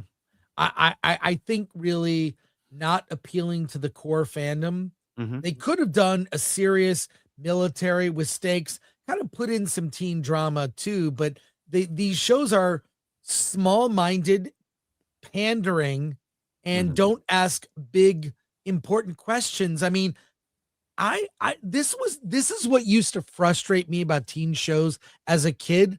They focused on the dumbest types of teens. I remember when I was 14, I read Dune. I saw science fiction. And I thought very deeply about issues even as a kid. And this is pandering teen nonsense that is meant to appeal to the lowest common denominator, the most simple-minded of kids that age, when there are actually people who do care and think more deeply about issues in the world and, dare I say, the universe. Like I remember, look, I had a core group of nerdy friends that we would talk comic books and philosophy and what we were going through. And I don't know, is this a reflection of real teens? Do they really? I guess they're just really. No, it's their perception of teens. The whole Beta Z thing. They say that the girl who's going to join Starfleet, she is the leader of the Beta Z youth movement. She is an activist. And then Captain Aki says, "Oh, I love teen activism. I love it." This is, look, in terms of humanity and the discussions you have afterwards, let's assume that we watch it and that we understand the messages being said. You realize that the Federation is going down the wrong path. And we, the audience, are the only ones who know it. The creators of Star Trek don't know that. You know, you're seeing. Yeah. Don't want. Let's go to your comments. All right, Harry Brownhole for 2. Starfleet Idiocracy. Yeah. Yeah. That's great. All right. Pookie Malibu for 10. I love that it's so bad Alan can barely keep it together during his review. Thanks for the 10, Pookie. Appreciate it. That's very generous. Yeah. Gamergrams for 2. There's gay Klingons around Uranus. That might as well be a joke in the show. Thank you, Gamer Graham. Well, there is a force there, and I'm pretty sure the Klingons, they want to penetrate Uranus. Pilgrim Media for 2. Keep up the spirit, my friends. Things get better. Well, we shall see. Thanks, Pilgrim. Ghost Ocelot, member for 31 months. Alan, you suffered for us. We are in your debt. And we'll do more reviews next week. Alan's got all 6 episodes, the whole season. It's like the Holly Hunter character is so obnoxious and so annoying. But I'm gonna be labeled a misogynist for criticizing her character. Bush and Ryu Cat for 5. Star Trek lives through the web shows Star Trek Unification, and Star Trek continues with Vic Manana. Vic is great. We love Vic. Yeah. And here's some other comments here, and we got more reviews. Lord Comment, they should just boldly go. Yeah, I'll wait till you see the opening. Oh, Dawson Fleet Academy. Wait till you see the opening of Starfleet Academy. Because One Tree Hill and Dawson's Creek are good good inspirations for it. ADLS 24, the girl woman is the key to everything trope. Not like we've seen much of that recently. Yeah. Yeah. Do they explain the fat Jemadar and why his genetically engineered race that of all males has somehow produced? Yeah, because a Jemadar had sex with a Klingon, and that's so she's like half Klingon. Yeah, he's half a Klingon half Jemadar. breed. She's a half breed. There you go. Yeah. Alan, I have seen the movie Primate. Primate is kind of I would describe as a low budget horror that takes place in one location. It's a cast of, well, I didn't recognize a lot of these people, but Troy Kotsur, who's a Oscar-winning actor, he was in Coda, is the patriarch of a family that has a monkey. He's an author and goes on vacation, and all the young girls in the house and their friend, the friend's name is Ben, played by Miguel Torres Umba. They all are sort of at the house together, hanging out with their pet monkey. And this pet monkey, it's not a CG effect. It's actually like it's put together with a combination of a real monkey and some robotics. Yeah, like so it's a prop thing, and the family monkey that I guess is part of. They touch on all these elements and give no details. Like 2 of the female characters have this broken heart that they one half of the heart. Are they lesbians? I guess not. They're just besties. The father in the family is like this author. Well, is it a book about communicating with apes? Who knows? He's got to go on a book tour, so he's not home. The girls make friends with some dudes on the flight that they later invite over to F their brains out, as they say, giggling.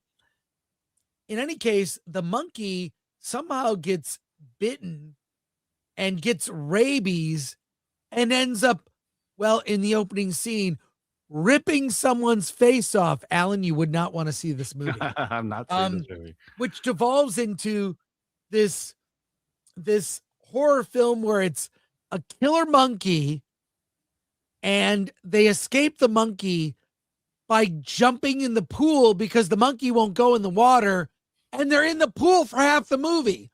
Luckily, the movie's only 89 minutes, but all these like plot threads that don't pay off. The character of the monkey, look, if you're gonna do like a slasher movie, a monster movie, a killer movie, one of the things you kind of want is the antagonist to have some kind of personality. For example, in Damien Leone's Terrifier films, Art the Clown has got a a lot of personality. He's got personality to spare. You know, he's delightful in maniacal ways. Freddy Krueger, personality. Michael in the Halloween movies has a personality. He likes to sneak up on you. Monsters develop some kind of personality traits. Even in the Alien films, you know, there's things about the alien we learn. This is just a killer monkey who really has kind of no personality. He's got this like an iPad thing where the monkey can kind of press on certain things to kind of communicate with people, and it's like a speak and spell. It says certain words. What the monkey is trying to communicate to the people, it'll press on that. They don't really use that or pay it off in a good way. This is and it all takes place in one location. And half the movies, the girl's in the pool. And it's not even, I mean, in the first, I'm not going to tell you what but in the first kill, it's laughable. I laughed out loud. And this movie has no sense of humor. Some of the best like slasher monster movies, whatever, there'll be a humor that accompanies some of the kills, or people die in humorous ways. This is just torture, gross, and unrealistic, and just creepy. And you know, I mean, with the exception of a couple of the girls, you really just don't care about anybody.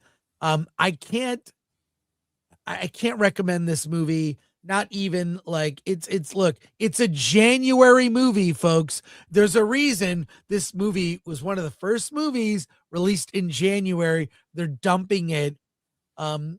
Thankfully, I'm sure it didn't cost a lot of money. It was cheap to produce. So maybe it turns a profit.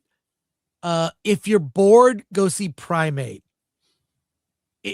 But I can't, I'm going to guess there are a lot of other things you could choose to see and not rush to the theater. So I strongly implore you to ignore Primate. You should evolve and watch something different. How's the nudity?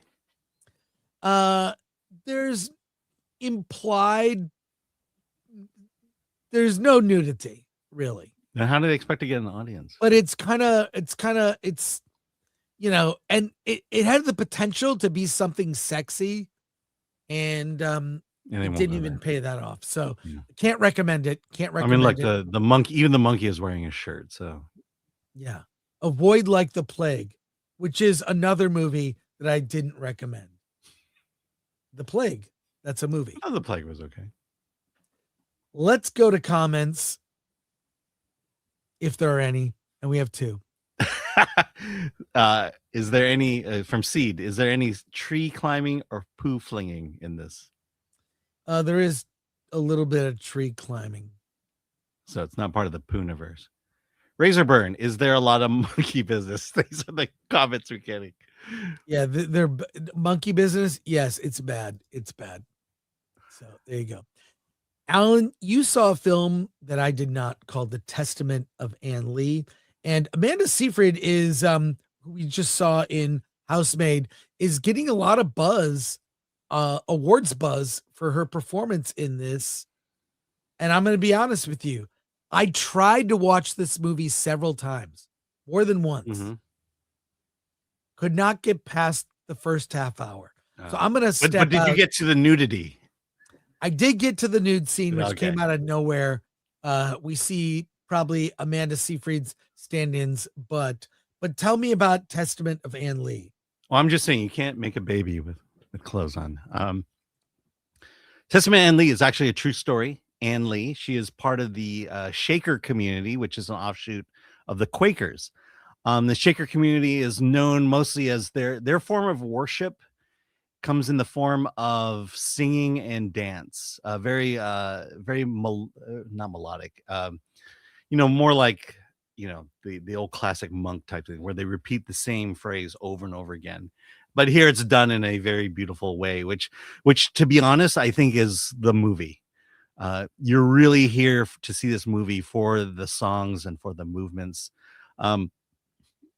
Basically Anne, she is profoundly influenced by God. She has a brother. She gets married at one point. She has 4 children, and all 4 children die either at birth or just soon after birth. And that had a profound effect on her. It was almost as if God told her that you are not to have children, and you are to remain celibate for the rest of your life, of which was not great news for the husband. And so she starts the movement, which is the offshoot of the Quakers, the Shakers, and she says that we need to live a celibate life. We must live a holy life, and part of that holiness is turning away the temptation of lust. And so she forms this very large group. At one point, the group gets so large that they decide that it's time to move to the new land, which is America. And so they take a boat over the boat. There's problems. There's a storm that's coming. Everyone thinks they're going to die. And then everyone comes out, starts praying and dancing and doing their thing, and they're saved. And this movie moves to America, and she suffers through. The biggest thing is she's a female preacher. You might as well call her a witch. And that's kind of how the second half plays out. This movie is 2.5 hours long, and it feels like it's 3.5 hours long. I mean, one of the rules I have about whether a movie is good or bad is, do I feel like I'm following the story? The story is like riding a surfboard. There's a wave, and you're riding that wave from the beginning to the end. And movies that don't do that, where just one thing happens after another, where the things that happen in the past don't influence the things in the future, that's this movie. It's hard to really just follow because at the I would say the 1 hour 45-minute mark, you're just thinking to yourself, where is this going? Where am I going? The biggest point of this is she's a woman who preaches. Well, you don't really get the thrust of that until the end of the movie, when they attack her for that. It's basically this, the way it works is, it's not like people from the outside are calling her a witch. No, it's discussions within the group about people, about stories of them being called a witch. So you're not seeing it, you're hearing them be told that. So this, oh man, you've got to be into this story and everything in order to enjoy this movie. And I'm just not that person, and I can't imagine there are a lot. I will say though that the director, I forget the name, but Mona Fassvold, she's married to Barry Corbet, who did Brutalist last year. Brady Corbet. Yeah. Who did the Brutalist last year. It's interesting. Both movies made for the same amount of money, about $10 million. This one was $10 million and shot over 30 days, which is pretty amazing.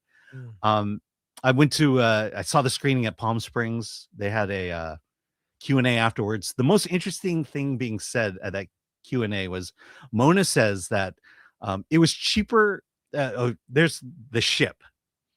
They rented a ship. They had to have it close to shore in order to shoot on it. And so they had to remove the entire background so that it looked like it was out in the middle of the ocean. She said that to do that CG was too expensive.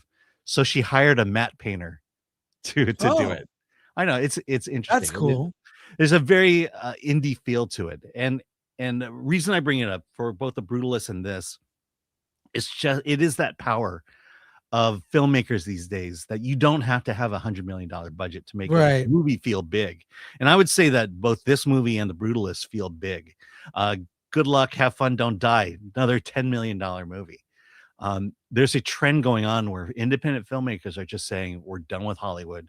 And we're going to make big movies on low budgets. And we're getting there to where if this strike happens, it's going to be indie films that's going to save the movie business. You saw this movie in a theater. Yep. With the with members of the filmmakers with a doing very Q&A. antsy senior crowd. Yes. Right. And what did I mean, what do you recommend this movie? I don't. It's just too long. And look, I would almost say it's a faith film, but the nudity kind of ruins that. She's having sex with her husband a lot. And then after the screening, knowing that there was a Q&A afterwards, half the audience walked out before the Q&A. Yeah.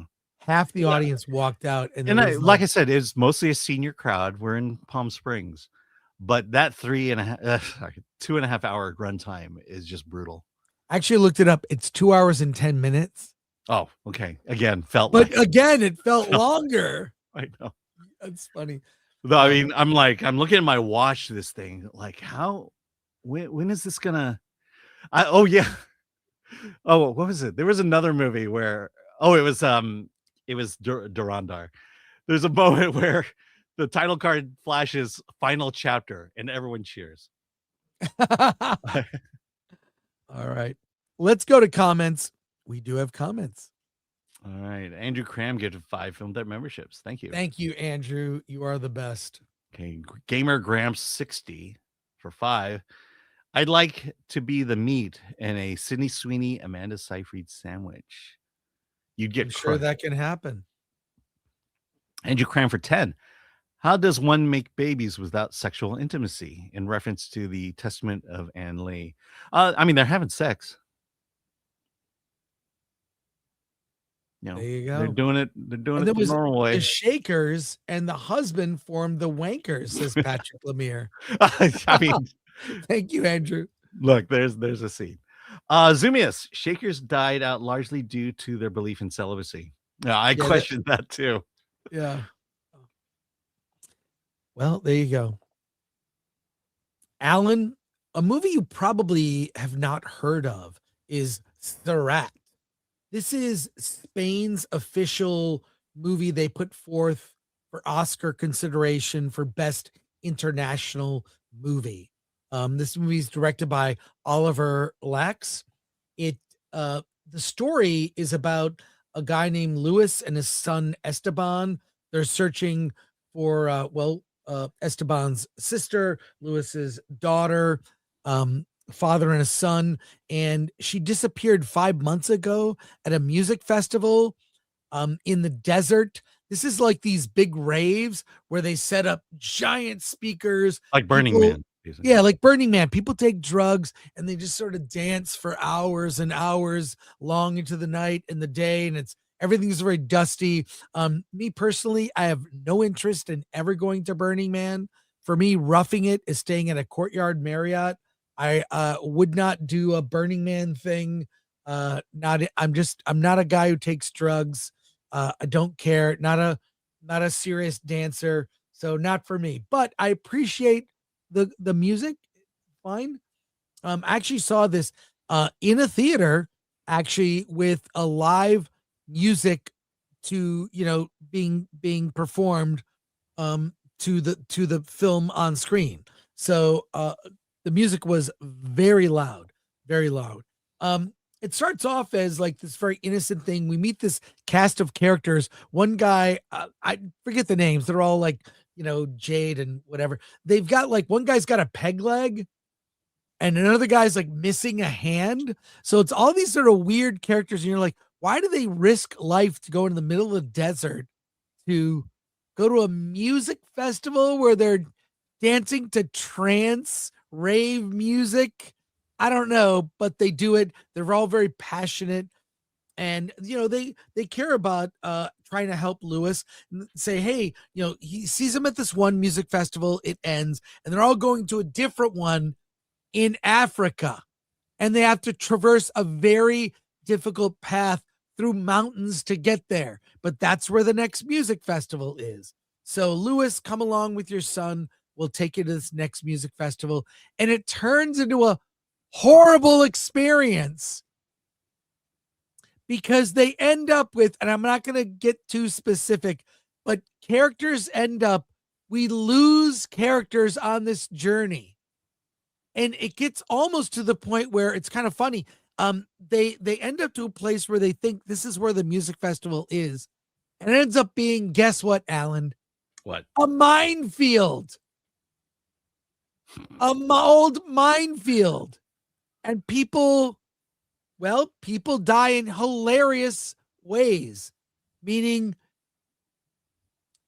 in the words of Bob and Doug McKenzie, they blowed up real good. Well, no, that's SCTV. Oh, that's SCTV. That's right, SCTV. But that's what I remember from SCTV. Anyways, I really, what's fun, I don't know. I actually, in the end, I was kind of like, where is this going? Once it gets to the middle of the movie and you see like all these characters, how stupid they all are. They're just like, why do they care so much about this music festival? It's like, all the annoying people that you see at Burning Man, and this last Burning Man turned into like a flood. It rained and people like tried to walk through the mud, which was almost cement-like. It was like glue. They could barely walk. It's like all the people that you find annoying at a music festival get what they deserve. And that's what Sirat is. And in the end, I really enjoyed it, but it's dark, but also it's like kind of like, it's like I'm at a music festival, which I would never go to, but I'm watching all these people enjoy them. It's like, all right, this is fun. There's a lot of music in the movie. And I got to say, in the end, I really enjoyed it. If you look at it a certain way, it's a dark comedy. And for that, I recommend it, but know what you're getting going in. So that's Sirat. Right. And it may in fact be nominated for an Oscar for international movie. All right. I might see this one. By the way, it was Farm Film Celebrity Blow Up. What's that? From SCTV, where they. Oh, that's right. She was great, and she blowed up real good. Yeah. I love that.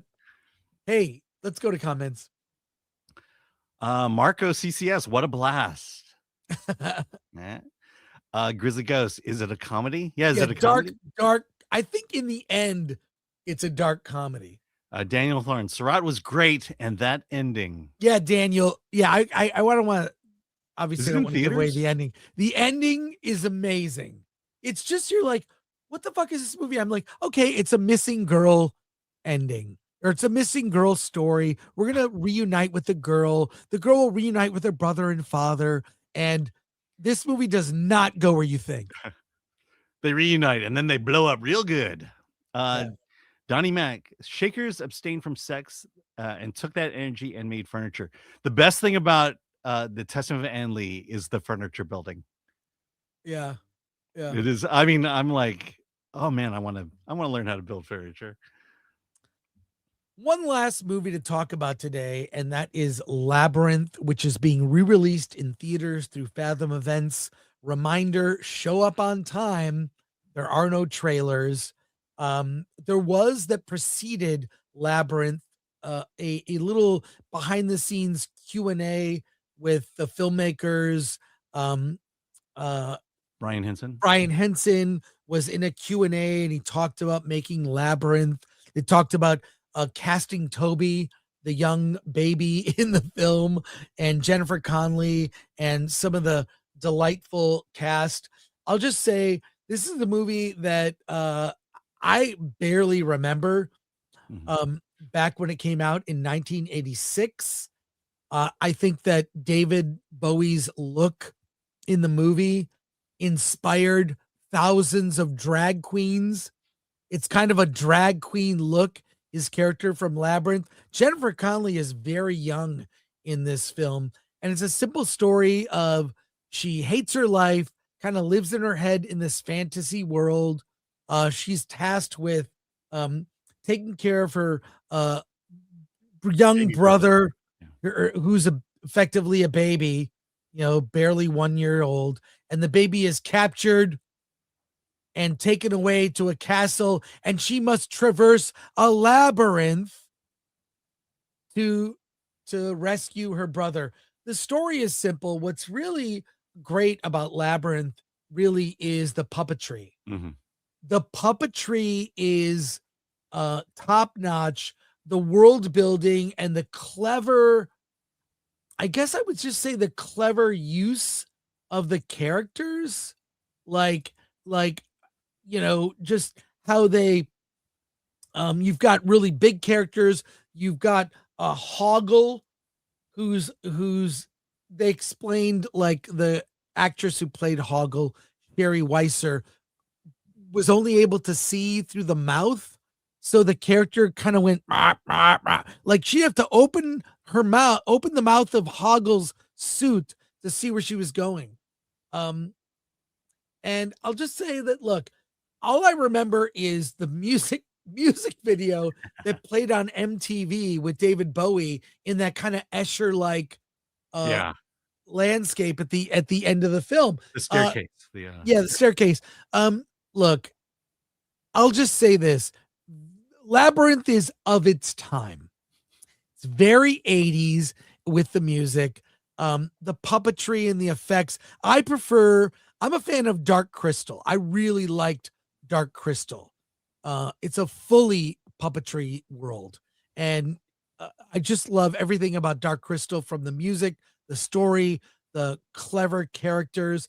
This is sort of a precursor to that. And, in the end, I really enjoyed it. I mean, seeing it, I hadn't seen it since the 80s. So this is a movie that I've not seen in almost 40 years, the 40th anniversary of this film. And it is kind of a time capsule. I don't think the story holds up, but the puppets and the clever puppets and there's a scene where they're trying to they're going over a space where, like, stuff really smells. There's like this poop smell. There's lots of fart and poop jokes.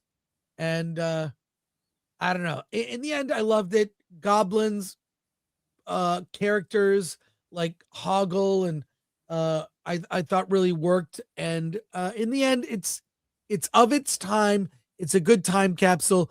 It's one of those things that Labyrinth has a fandom. It has, like, really hardcore fans. All of that related to David Bowie, who basically just plays David Bowie in the movie.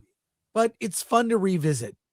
Yeah. So there you go. I remember I was a massive fan of Jim Henson, because this is coming off of Dark Crystal, 80s. I'm just graduating high school at this point, and I remember I wanted to see this movie, and it was mostly from the puppetry, and was not disappointed. But I will agree with you, the story kind of lacked a little bit of magic there. But I vividly remember the one puppet peeing in a river. Yes, there's peeing in a river. And then it was the kind of the when Jennifer Connelly is falling down this pit and she's being grabbed by hands coming out of the wall, and the hands form faces and then start talking to her. And I'm like, this is incredible. I love this. It's that's the thing that saved this for me is the creativity. Yeah. They didn't have CG.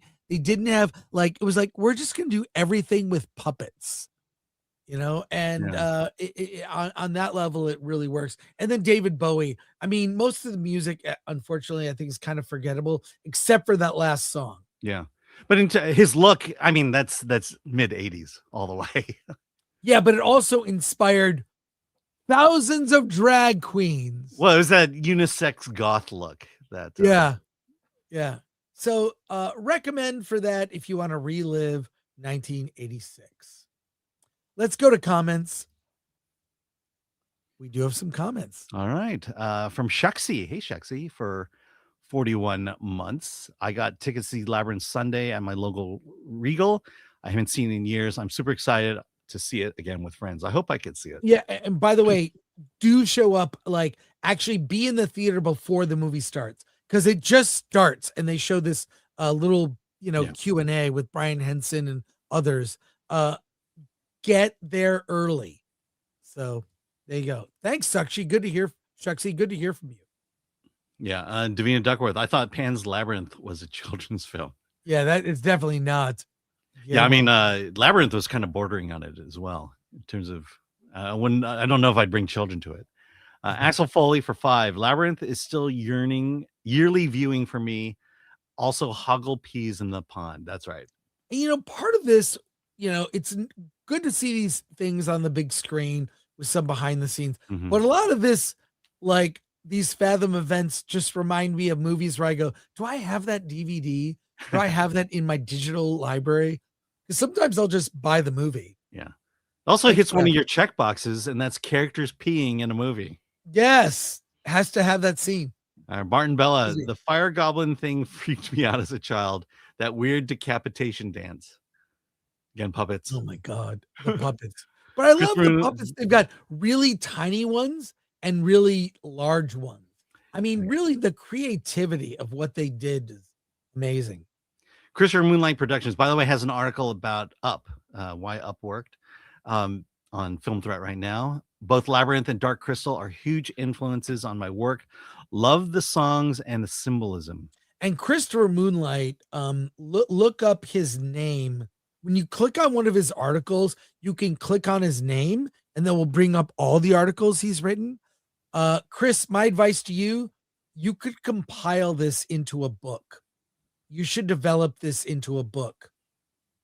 Yeah, but before AI takes over the world. So yeah, or you could just have AI write your book, but you're really tackling issues and myths about AI. We appreciate what you're doing. So consider that.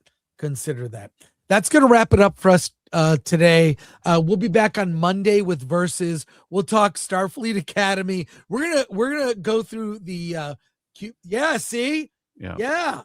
Oh, by the way, no one can see Starfleet Academy until next week. So yeah. Right? And by the way, Chris, I could write a little blurb for your book. A forward. Or a forward. Have Alan write something. I'll have AI write something for me. Don't do it. But thank you to our mods, You Rock, MK Solid, Lord Thothy. Thank you to Atomic Glory, Glenn Uccio. Working hard on Award This. I gotta say, we're gonna be busy. We're gonna be busy this next month leading up to Award This. Tickets still on sale. And also a reminder for folks, our watch party is Sunday, 4 p.m. Pacific time. We will watch the Golden Globes. Going to be a lot of fun. Your favorites from Versus will watch along with us. We'll have special guests. So join us this Sunday, 4 p.m. Pacific for our Golden Globes watch party. That wraps it up for us. Join us on Versus next week on Monday. And Alan, don't say it yet. Sunday. What? But we'll see. But just Alan, what do you have to say? Let's get out of here.